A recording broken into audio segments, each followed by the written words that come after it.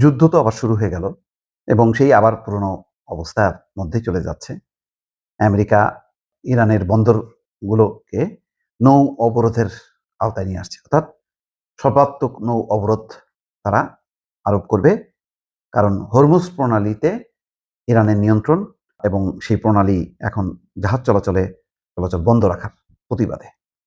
ইরানকে টাইট দেওয়ার জন্য আমেরিকা এই সিদ্ধান্ত যখন নিয়েছে, তখন ইরানও পাল্টা প্রস্তুতি নিচ্ছে। সেটা হচ্ছে অবরোধ কিভাবে ভাঙা যায়, আমেরিকান অবরোধ, এবং সেই অবরোধকে ফাঁকি দিয়ে কিভাবে ইরান তার তেল পরিবহন অব্যাহত রাখতে পারে, তার একটি পরিকল্পনা কার্যকর করার উদ্যোগ নিয়েছে।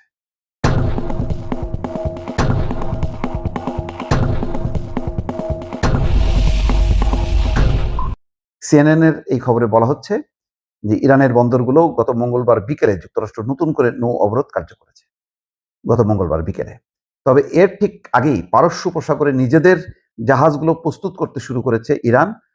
মার্কিন বাহিনীকে ফাঁকি দিয়ে অবরোধ ভাঙার উদ্দেশ্যে তারা এসব নৌযান প্রস্তুত করছে বলে ধারণা করা হচ্ছে।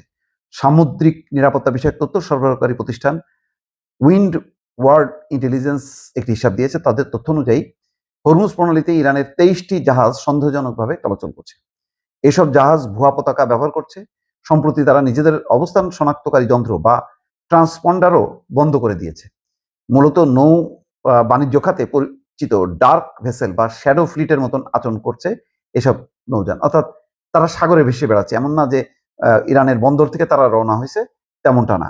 পিটারসন ইনস্টিটিউট ফর ইন্টারন্যাশনাল ইকোনমিক্সের জ্যেষ্ঠ ফেলো এবং আন্তর্জাতিক মুদ্রা তহবিলের সাবেক উপপরিচালক আদনান মাজারেই বলছেন, মার্কিন নিষেধাজ্ঞা ফাঁকি দেওয়ার ক্ষেত্রে ইরানের দীর্ঘ অভিজ্ঞতা রয়েছে।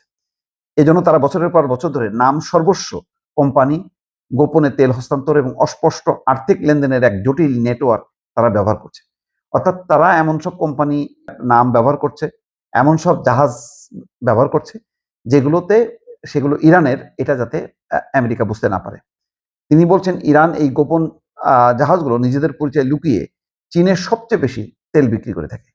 অর্থাৎ চীন আবার এই প্রোটেকশনটা দেয় যে ইরানের কাছ থেকে তারা যেহেতু সস্তায় তেল পাচ্ছে, সুতরাং ইরান যদি লুকিয়ে নানা নেটওয়ার্ক, গোপন নেটওয়ার্ক ব্যবহার করে যদি তাদের জাহাজগুলো তেল সরবরাহ করতে পারে, চীন সেই তেলগুলো কিনছে অনেক দিন থেকেই। এর আগেও যেহেতু আমেরিকার নিষেধাজ্ঞা ছিল মার্কিন তেল বিক্রিতে, সুতরাং এই নিষেধাজ্ঞা অমান্য করেই চীন দীর্ঘদিন থেকে ইরানের কাছ থেকে নানা কায়দায় তেল কিনছে। সেখানে বলা হচ্ছে যে উইন্ডওয়ার্ডে নজরদারিতে থাকা একটি ইরানি ট্যাঙ্কারের কথা বলা যায়। এটি একটি ঘোরানো পথ ধরে এগোচ্ছে। জাহাজটি প্রথমে ইরানের প্রধান তেল কেন্দ্র খার্ক দ্বীপ থেকে অপরিশোধিত তেল বোঝাই করে।